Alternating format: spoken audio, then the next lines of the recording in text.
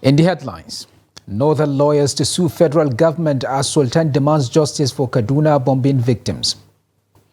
FG frees 15 Katsina inmates in prison decongestion program. As energy prices surge, petrol to gas conversion gain popularity. On the foreign scene, Egyptians vote in presidential polls. Hello and welcome to Trust News Update. I am Abdurrahman Omar. Thanks for joining us.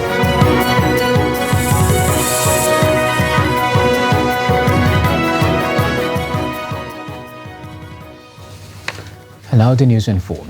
The Sultan of Sokoto, Muhammad Saad Abubakar III, is demanding justice for victims of the military airstrikes that killed over 100 people in Tudumbiri village of Igabi local government area of Kaduna State. The Sultan made the call during a condolence visit to southern Kaduna. Bella Musa completes report. Reflecting on the incident that happened at Tudumbiri in Igabi local government area of Kaduna State, where dozens of people lost their lives, the Sultan urged the people to remain calm, assuring that they will ensure justice is done to victims of the attack. But the point here is we must all know that this is the will of Almighty Allah, but also have to ensure justice is done to avert future occurrences. We will pressure the government of President Bola Ahmed Tinubu to ensure that a very detailed and thorough investigation has been carried out to ascertain exactly what happened that Sunday, so that at least people will have rest of mind that knowing what really happened. In his response, the Chief of Defense Staff, General Christopher Musa, said the armed forces will remain focused in their tasks of ensuring peace in the country. And also mention on the issue that happened at Tudumbiri. It is highly, highly regrettable. It is unfortunate. It is an event that should never have happened. Our task as members of the armed forces is to bring peace, is to protect the innocent, so that Nigerians can enjoy their country. But this has happened, and we will make sure that we take every necessary step to ensure that it does not happen anywhere again in Nigeria or any other place that we're operating. Every other person has continued to pray. Please let us not relent. We will have challenges, but we are one country, we are one people. We should never allow anybody or anything to divide us. Division is not what we stand for. We stand for unity, faith, and justice. Sultan also pledges to support the Chief of Defense Staff to ensure peace in the country. And I believe we have been working closely, and I want to assure you we will work much closer with him as Chief of Defense Staff to bring solutions to the numerous problems facing this country. I mean, security solutions. And like the MC said, that we will use him to bring peace to Kaduna. Peace has run away from Kaduna, southern Kaduna, for so many years. I don't know why. Let's sit together, let's find out the problems, let's all be honest with one another, face the problems squarely as one big family. Abubakar also admonished the entire Muslim Ummah to refrain from insinuations on the Tudumbiri incident, assuring that they will follow up the matter to logical conclusion. Emir of Zazzau Ahmed Nuba Mali and that of Jama'ah Muhammadi Isa Muhammadu appealed to the people to continue to live with one another in peace and harmony. Special prayers were also offered at the Jama'ah Jumma'at Mosque for the repose of the souls of the victims of Kurmimbiri incidents.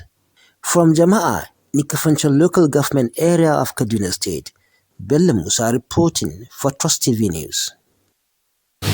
The National Security Advisor has visited Tudumbiri in Kaduna days after the tragic bombing of residents by the Nigerian army. The visit of the National Security Advisor was to ascertain the facts of the incident as investigations commenced to unravel what went wrong.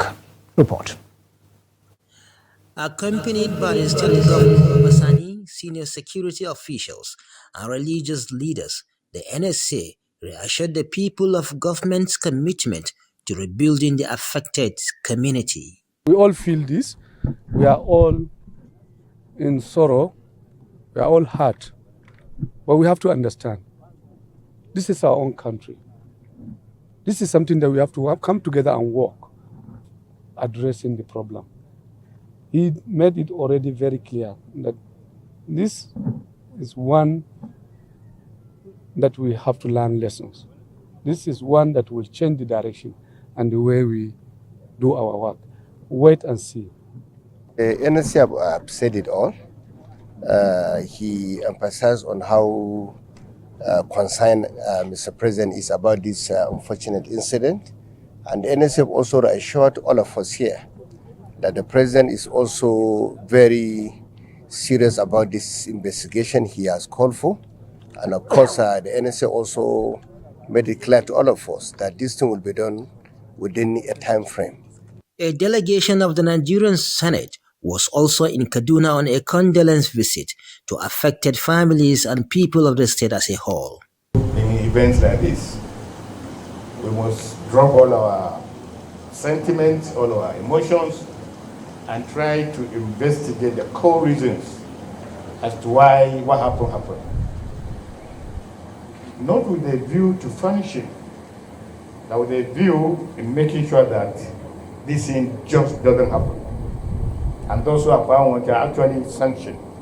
So that at the end of the day, it will be a pointer to those who are selling with protection of lives and property to be very, very steadfast and very cautious. According to the Northern Solidarity and Peace Initiative Forum, the incident was a disheartening moment in the North, which requires prompt solution. The rate in which this happened is becoming too alarming and disturbing. Our lives is no longer safe in the hand of those who are expected to protect us. For how long will this ugly incident continue? This remains a question begin for answer. Our demands as a group and concerned citizens are as follows. 1. The federal government, Kaduna State government, and all concerned authorities approach this with topmost sincerity in ensuring the justice is done accordance to the law of the nation. Lastly, the government should ensure in preventing such repeat of this ugly tragedy, as this is becoming a norm in this part of the country. Days after the incident at Tudumbiri, many victims are still receiving treatment in the hospital. Bella Musa, Trust TV News, Kaduna. After an imprisonment of about 2 years for alleged blasphemy in Bauchi State, Rhoda Jato, a Bauchi woman who condemned the alleged killing of Samuel Deborah in Sokoto State, has finally regained her freedom. She was released on bail on Friday and has reunited with her family following an intervention from civil society organizations, family members and religious bodies. Her bail has been confirmed by her husband, who has refused to speak on the issue and has denied access to her by journalists for now. It was guided that her bail application brought by her lawyer Joseph Denbui was heard and granted by Justice Fatima Jibrin of a high court in Bauchi. According to sources, as soon as she was released, Rhoda left Bauchi for Gombe State. Just before her release, the executive director of the Center for Information Technology and Development, Bauchi State, in a statement stated that Jato was picked up on 20th of May 2022 at her residence by the Nigerian police force on the allegations of alleged incitement and inciting public disturbance. According to CIDAD, she was denied bail on several occasions.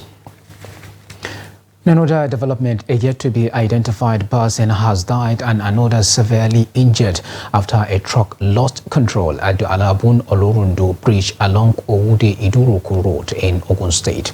The Southwest Area Commander of the Ogun Traffic Compliance and Enforcement Corps, Adekule Ajibade, who disclosed this on Saturday in a statement, added that the incident was due to speeding. Ajibade explained that the accident, which happened on Friday around 4:15 p.m., involved a Mercedes-Benz truck with no registration number and a Bajaj motorcycle with registration number DGB 504VK. He added that of the 4 persons that were involved in the accident, 1 person was confirmed dead and another injured, while 2 others came out unhurt. The commander further stated that the Mercedes-Benz truck lost control due to speeding and rammed into a commercial motorcyclist before plunging into the river. Ajibade cautioned motorists and motorcycle riders against reckless driving and excessive speeding to reduce or eliminate accidents during this Yuletide season. In the meantime, the federal government on Saturday secured the release of 15 inmates from the Manumfashi Satellite Custodial Center in Katsina. The Controller General of the Nigerian Correctional Service, Halduru Nababa, disclosed this during the event that the release was facilitated by the Minister of Interior Olubunmi Tunji Ojo. Nababa, represented by the Controller of Corrections Katsina Command, Abdulmumin Haruna, said the inmates were those with minor offences. Nababa urged inmates who did not benefit from the gesture not to see their incarceration as the end of their lives. And now, a Maiduguri-based man has successfully converted a petrol-run generator to one that now runs on gas. This followed the rise in the price of fuel, which has continued to affect businesses and the daily livelihood of Nigerians across the country, who depend on generators for their homes and businesses. Trustee Bitrus Kurizi met Mukhtar Mohammed, who made the conversion, and brings us more. Most households and businesses across Nigeria depend on generators that run on petrol and diesel for electricity. But the cost of fuel and the removal of its subsidy is affecting the survival of businesses and has put a strain on household spendings. This has led many into thinking of alternatives to fuel. It is on this basis that Mukhtar Mohammed, a Maiduguri resident, converted a petrol generator to one that uses gas, which many believe is more economical to provide electricity. The young technician switched the original carburetor to a hybrid carburetor and connected it to a refilled gas tank with a hose. He revealed that he was inspired by the cost of fuel. If you fill like 6 kg, it will take you for at least 36 hours using this 6 kg mechanics. So whenever we find ourselves in this kind of situation, we need to empower youth. So my calling to government here is that they should employ people that know how to do this job to train others, so that this thing it can help even in our urban areas. Meanwhile, the innovation is already serving some business owners in town. Mohammed Ibn says he spends less now to keep his phone charging business running. Kuma petrol zamu using yanzu kudin petrol ya riga da ya hau sosai ma yanda ya fi karfin talaka. The price of petrol has gone up so much that regular Nigerians find it difficult to buy. That's why we switched to this gas alternative. We just wanted to try it, but we observed that there's much difference because we spent 12,400 naira on fuel, but with gas we need only 5,000 naira. Petrol ya yi tsada sosai, to yanzu da muka samu muka hada wannan abin ya zo ya kawo mana sauki sosai. In petrol ne bare mana petrol da zai mana kwana biyu zai kosin kusan 13,000. When we connected this to our shop, it made things much easier for us because 13,000 naira worth of fuel will only last 2 days, but a 3 kg gas cylinder will last 3 days. Maybe even if the price of gas is low, maybe it's because not many people are using it as it is now.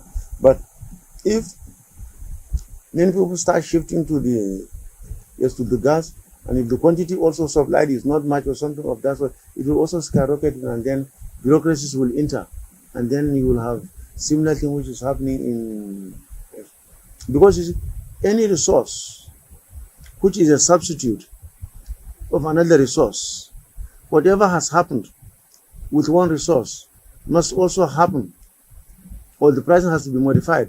The innovation could be a lifesaver for business people and could also boost Nigeria's economy.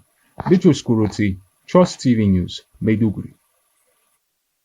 And now, in a pleasing development, Group Head of Investigation Media Trust Limited, Lami Sadiq, has emerged the winner of print category at the 18th Wole Soyinka Award for Investigative Reporting. Lami, whose story beamed a searchlight on organ harvesting in the country's capital, Abuja, was the only winner of the category. But Olumobake Pashobun, this day newspaper, was commended for her work that spotlighted regulatory deficit in the housing industry in the country. There was no overall winner for this year, as the organizers of the award said the winners did not meet up the criteria set for the category. Lami was gifted the sum of 300,000 naira, a plaque, certificate, laptop, and an international trip. Meanwhile, Sharon Edgerson of the TVC News won the award for the television category on her story on human trafficking, while Folashade Ogunride of TV 360 Nigeria was the runner-up.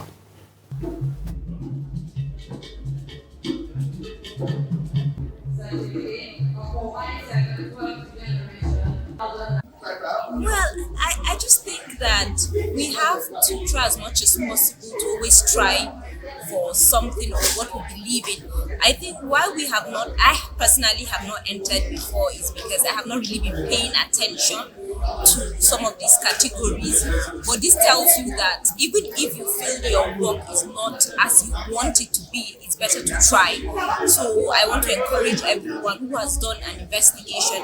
You may think it's not all that, but it's good to try because and you may think that the impact is not so much, but other people may look at it and feel, oh, this is a great book, and the impact may be felt far away from where you expect that it will be felt. So it's good that we always keep trying. This is the first time I'm entering for this category, but it just tells you that we need to keep entering, we need to keep trying, and our work will be appreciated.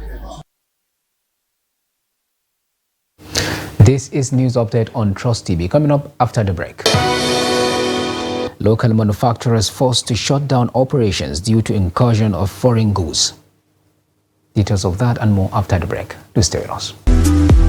It's time to jackpot for more fun. This season, there are loads of exciting content. Enjoy all the drama, intrigue, suspense, and romance in a wide range of telenovela series, Nollywood movies, Bollywood, kiddies program, and introducing our new kiddies channel, Boeing. After 5 years of waiting, the Nigeria Premier Football League is finally back, live and exclusively on Star Times. Enjoy more this season with our jackpot promo. Recharge 2 months on Classic or Super Bouquet and get 14 days free, or recharge 2 months and get upgraded to a higher bouquet. Wow! Recharge now and jackpot for more fun and stand a chance to win Sundial TV and other fantastic gifts. Offer runs till January 20, 2024. Terms and conditions apply. Star Times. Entertain your family. This is Trust TV, documenting the Nigerian story.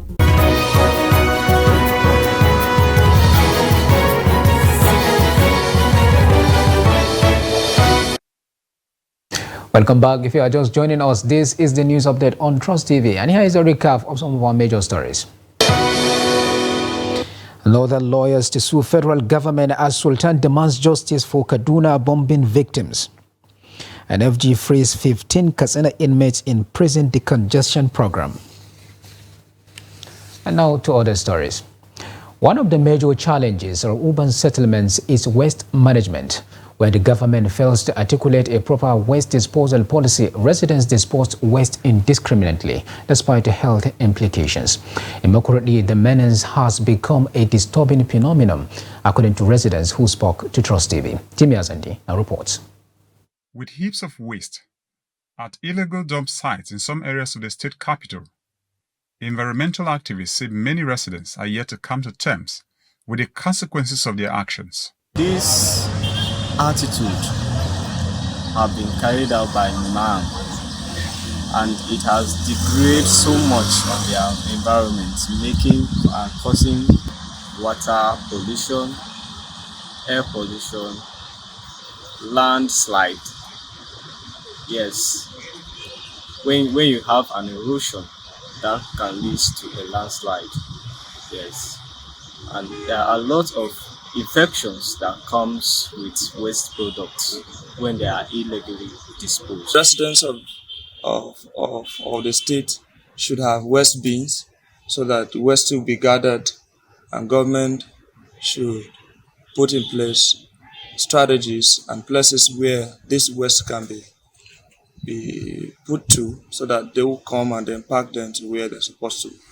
Because not like plastics, they cannot be dissolved, they cannot easily decay, and so they are very harmful. Therefore, they should be recycled. Some residents say since the beginning of the present administration, the policy has been directed towards environmental sanitation, but there's still more to be done. I think it is fair enough to first of all appreciate the current administration for the effort it has put together to make sure that our environment is sanitized. Before now, if you go to places like Wurukum, places like Gadovira and other major areas in Makot, but with the current administration, we understand that from intervals, machines are sent to assist in the packing out of these refugees to dump them in safe places. I would like to call on the government to turn their attention to household areas where people are settled with their families. Observers say town planners must take note of the health hazards of refuse dumps, even as residents believe the government has a lot to do to keep Makurdi clean. Jimmy Azande, Trust TV News, Makurdi. Mortar and pestle are a set of two simple tools used for crushing, pounding and grinding ingredients into paste or powder, largely used for cooking purposes. Made from hardwood and used mostly in northern Nigeria, this traditional tool is now facing extinction with the advent of modern ones like blenders in Zaria. In Zaria, the artisans producing this traditional kitchen utensil are gradually phasing out as they are now very hard to find. Abubakar Sadiq completes the report. An 87-year molder of mortar and pestle in Zaria, Alhaji Muhammadu Meturmi said he has been in the trade for over 50 years and is still producing the item despite old age, which takes him only a day to produce a big-size mortar. This is almost the 15th year I am into this. According to him, there are few of them that remain in the production of the traditional mortar, not only in Zaria, but across the northern part of the country as a whole. This, according to him, is a hard-to-endure venture, and the difficulty of the trade has made it unattractive, especially to the youth. Meturmi said in the course of marketing the trade, the business has taken him up to Saudi Arabia. I also did this business in Hashim Bukar area where I lived in Mecca, Saudi Arabia. I went on Hajj, but instead of going empty-handed, I took 40 motors, checked them in at Kano Airport and exported them. I marketed and sold all over there. Meturmi, whose production base is located by the fence of Queen FM radio in Tudunwada, Zaria, noted that younger generation no longer takes interest in the trade due to its tedious nature of production. He boasted that the production of mortar and pestle was the only longest existing trade that was purely a male business, stressing that no female has ever engaged in the business for time immemorial. Holding on to a trade is important, but young people now avoid difficult jobs and prefer stealing chickens in the neighborhood. Meturmi added that it is not only rare, but completely impossible to see women engage in the making of mortar and pestle anywhere in the country. He said mortar is made out of different growing trees.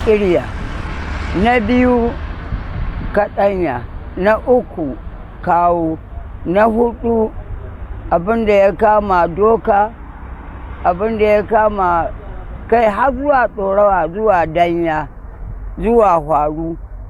Kai kuka ne kawai ba za a yi turmi da ita ba saboda yasga gare ta.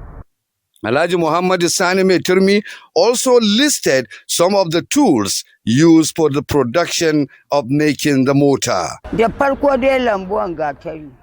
They can be made from virtually any tree, except baobab, due to its nature.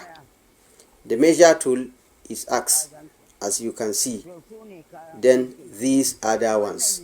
From Zaria, I am Abubakar Sadiq Muhammad, Trust TV News. Now on the international scene, West Africa leaders meet off on Sunday for talks with the region in deepening crisis after 4 countries fell under military rule and with risks growing from Sahel jihadist conflicts after coups in Mali, Burkina Faso, Guinea and Niger since 2020. The Economic Community of West African States, ECOWAS bloc, also saw member states Sierra Leone and Guinea-Bissau claim attempted coups in recent weeks. A French military withdrawal from the Sahel, the region along the Sahara Desert across Africa, is increasing concerns over conflict separating South to Gulf of Guinea states, Ghana, Togo, Benin and Ivory Coast. ECOWAS leaders will meet in Nigeria's capital Abuja for an ordinary summit where they will discuss delayed transitions back to civilian rule for Mali, Burkina Faso, Guinea and Niger. Nigeria's President Bola Ahmed Tinubu is current chair of ECOWAS, and U.S. Assistant Secretary of State for African Affairs Molly P. will also be at the meeting to discuss how to support Nigeria's return to democratic rule and Sahel security. Still on the international news, Egyptians are voting in a presidential election overshadowed by war in neighboring Gaza and economic woes, with the incumbent Abdel Fattah el-Sisi likely to secure a 3rd term. Polls opened at 9 a.m. on Sunday with dozens of voters queuing in front of polling stations in central Cairo amid heavy security. Voting will take place until Tuesday between 9 a.m. and 9 p.m. each day, and official results are to be announced on December 18th. 67 million people are eligible to vote, and all eyes will be on turnout after successive previous elections mustered low participation figures. Analysts say economy is on top of voters' mind in Sunday's vote, as the country has been gripped by the most severe financial crisis in its recent history. Inflation has hovered near 40% after its currency, the Egyptian pound, lost half its value since March. And with that, we have come to the end of the Trust TV News Update. Do not forget to follow us across all our media platforms and our YouTube live stream for more news programs and documentary. I am Abdurrahman Umar. Thanks for watching. Bye for now.